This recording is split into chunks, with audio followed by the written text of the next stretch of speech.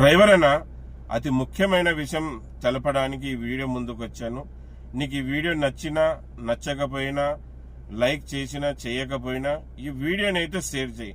ప్రతి డ్రైవర్ అన్న దగ్గరికి ఈ వీడియో పంపి, అలాగే ప్రతి డ్రైవర్ యూనియన్ లీడర్ల దగ్గర కూడా ఈ వీడియో షేర్ చేసి పంపి. అన్న విషయం ఏమంటే, జూలైలో 8వ తారీఖు ఒరిస్సా రాష్ట్రంలో బంద్ చేస్తా ఉన్నారు, బంద్ పాటిస్తా ఉన్నారు, సంపూర్ణ బంద్ చేస్తా ఉన్నారు.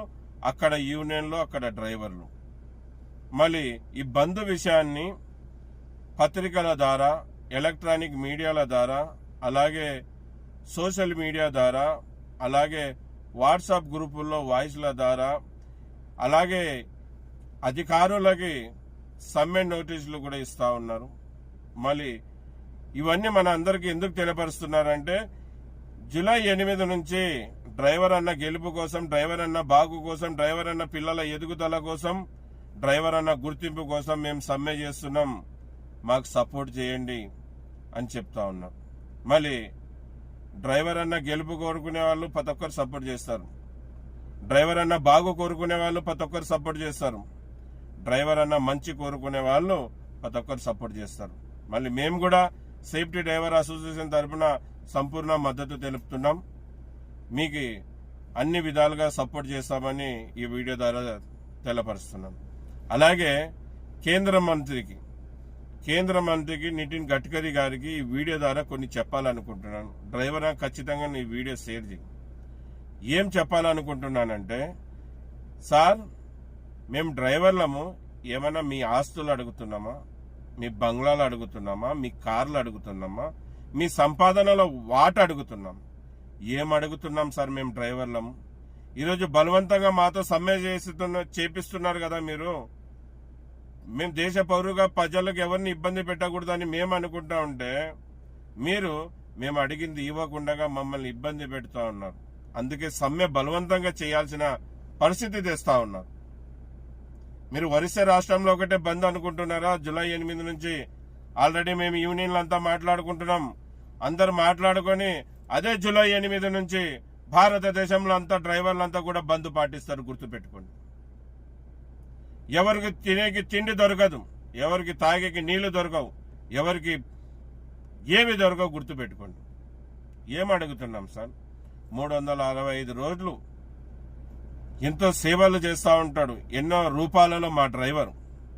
అలాగే మీకు అంటే కేంద్ర ప్రభుత్వానికి, రాష్ట్ర ప్రభుత్వానికి ఎంతో ఆదాయం తెస్తూ ఉంటాడు.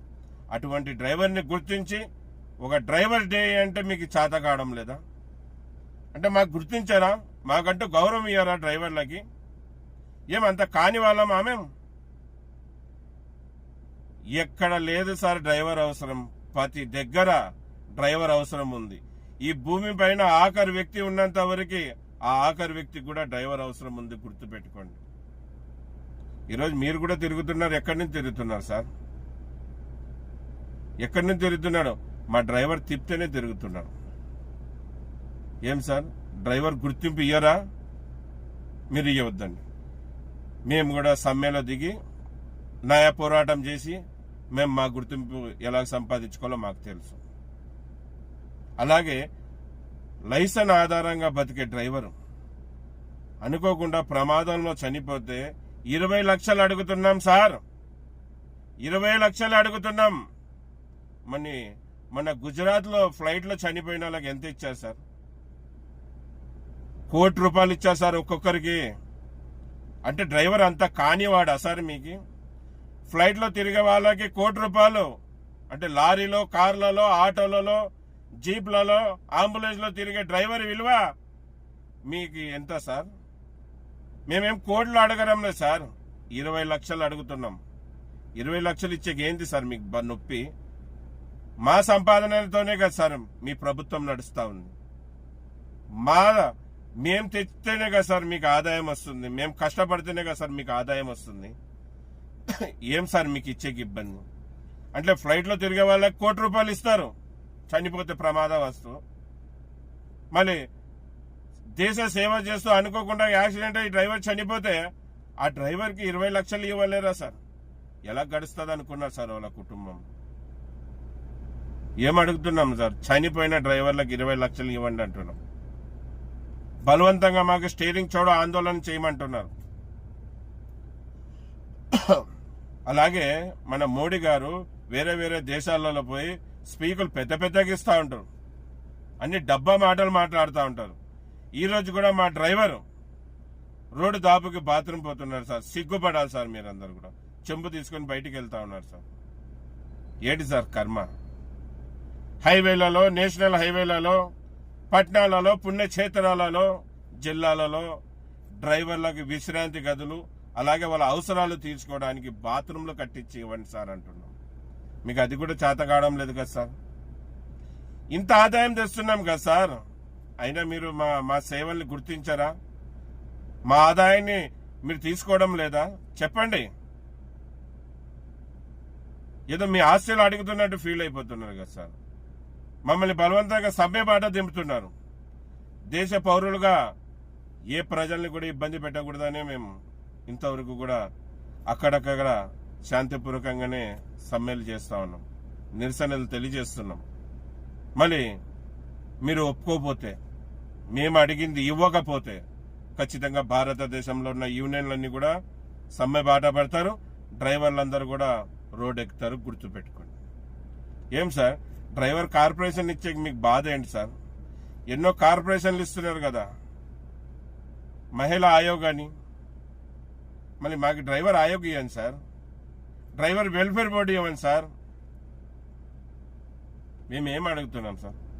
ప్రమాదవస్తు ఎక్కడైనా వేరే రాష్ట్రాల్లో, వేరే జిల్లాలో గిన డ్రైవర్ చనిపోతే అతని మృతదేహాన్ని వాళ్ళ ఇంటికి చేర్చే విధంగా చట్టాలు తీసుకురండి అంటున్నాం. ఏం సార్, డ్రైవర్ అంతా కానివాడా?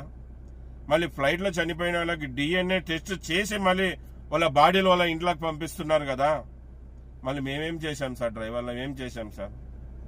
మాకేంటి సార్ కర్మ? వేరే రాష్ట్రంలో యాక్సిడెంట్ అయిపోతే ఆడే మా అంత్యక్రియలు మమ్మల్ని అక్కడే బూన్ చేస్తున్నాడు, అక్కడే కాల్ చేస్తున్నారు కదా సార్. మేము చేసిన తప్పేంటి సార్? సేవ చేయడం మేము డ్రైవర్లం చేసిన తప్ప? ఆఖరి చూపు మా తల్లిదండ్రులకి చూపించకుండా ఉన్నారు కదా సార్. ఆఖరిసారి మమ్మల్ని పెళ్లి చేసుకున్న భార్యల్ని కూడా చూడనీయకుండా, మా కడుపులో పుట్టిన పిల్లల్ని కూడా మమ్మల్ని చూసుకోకుండా అక్కడే మా అంత్యక్రియలు, అక్కడే మమ్మల్ని బూంచేస్తున్నారు, అక్కడే మమ్మల్ని తగలబెట్టేస్తున్నారు. ఏంది సార్ ఈ కర్మ? ఏం పాపం చేశాం సార్ మేము? మిమ్మల్ని ఓటేసి మిమ్మల్ని సెంటర్లో కూర్చోబెట్టినందుక సార్ మాకు ఈ శిక్షలు? లైసెన్స్ ఆధారంగా బతికే డ్రైవరు యాక్సిడెంట్లో కాళ్ళు చేతులు పోగొట్టుకుంటే 10 లక్షలు ఇవ్వండి అతని జీవన ఉపాధి కోసం అని చెప్తే అది కూడా ఇవ్వలేకపోతున్నారు. ఎలాగ బతకాలి సార్? 365 రోజులు మీకోసం, ప్రజల కోసం అంత సేవ చేసే డ్రైవర్ని గుర్తించరా సార్ మీరు? ఇంకా ఏ విధంగా, ఎన్ని విధాలుగా అడగాల సార్? ఎన్నిసార్లు ఢిల్లీలో రాజధానిలో ధర్నాలు చేయాలి సార్? ఎన్ని రాజధానిలో ధర్నాలు చేయాలి సార్? ఎన్నిసార్లు రాస్తా రోకోలు చేయాలి సార్? ఎలాగా మీరు మారుతారు సార్? ఏం చేస్తే మారుతారు సార్? అంత డ్రైవర్లు అంతా కూడా చనిపోవాలన్నా సార్? మళ్ళీ మీడియా ముందుకు వచ్చి డ్రైవర్ల కొరత ఉంది, మన భారతదేశంలో ఇంత లక్షల డ్రైవర్లు తక్కువ ఉన్నారంటున్నారు. ఎవరు వస్తారు సార్ డ్రైవర్ పని చేసేకి? ఎవరు వస్తారు సార్ డ్రైవర్ పని చేసేకి? ఇన్ని ఇబ్బందులు పెట్టుకొని, ఎటువంటి గుర్తింపు లేకుండా, ఎటువంటి గౌరవం లేకుండా, ఎటువంటి మర్యాద లేకుండా అనవసరంగా డ్రైవర్లని తిడతా ఉన్నారు సార్, అనవసరంగా డ్రైవర్లను కొడతా ఉన్నారు సార్. ప్రాణాలు సైతం డ్రైవర్లకు తీస్తున్నారు కదా సార్. ఒక డ్రైవర్కి ఒక చట్టం తీసుకురండి సార్, సేఫ్టీ చట్టం. డ్రైవర్ మీద ఎవరైనా చెయ్యేసినా, డ్రైవర్ని ఎవరైనా దూషించినా, డ్రైవర్ ఎవరైనా ప్రాణాలు తీయాలా, డ్రైవర్ ప్రాణాలు తీయాలనుకున్నా కఠినంగా శిక్షించండి సార్. అటువంటి చట్టాలు తీసుకురండి సార్. డాక్టర్ల మీద, లాయర్ల మీద, పోలీసుల మీద దురుసుగా ఎవరైనా పర్యటించినా వాళ్ళ మీదకి పోయినా కఠినమైన చట్టాలు ఉన్నాయి కదా సార్. మళ్ళీ మా కోసం ఎందుకు తీసుకురా సార్ డ్రైవర్లకు చట్టాలు? పొరపాట్లో తెలుసో తెలియక ఎక్కడో ఒక దగ్గర బండి తలిగితే 10ల సంఖ్యలో, 20ల సంఖ్యలో, 50 సంఖ్యలో వచ్చి డ్రైవర్ల మీద దాడి చేస్తున్నారు సార్. కావాలని ఏ డ్రైవర్ తప్పు చేయడు సార్. కావాలని ఏ డ్రైవర్ ప్రమాదం చెయ్యడు సార్. తెలుసు తెలియక తిరిగిన పొరపాటుకి అందరు పందుల్లాగా వచ్చి డ్రైవర్ మీద దాడులు చేస్తున్నారు సార్. ఎంతమందిని కొట్టి చంపేశారు సార్ డ్రైవర్లని. ఏం సార్ ఆ చట్టం తీసుకురాలేరా? డ్రైవర్కి ఒక భద్రతా చట్టం కలిగించలేరా? ఎవరైనా కానీ సింగిల్ గా డ్రైవర్ పోతున్న డ్రైవర్ల మీద ఎవరైనా కానీ దురుసుగా పరిగణించిన, డ్రైవర్లని దూషించిన, డ్రైవర్ల మీద చేయి చేసుకున్న కఠినంగా శిక్షిస్తామని చట్టాలు తీసుకురాలేరా సార్? ఏం అడుగుతున్నాం సార్? మీ ఆస్తులు, బంగ్లాలు, మీ మేడలు, మీ కార్లు అడుగుతున్నామా? మీ సంపాదనలో వాట అడుగుతున్నామా? ఏం అడుగుతున్నాం సార్? సార్ మళ్ళీ ఈ వీడియో ద్వారా మీకు సూటిగా చెప్పేది ఒకటే, జూలై 8వ తారీఖుకి టైం ఉంది.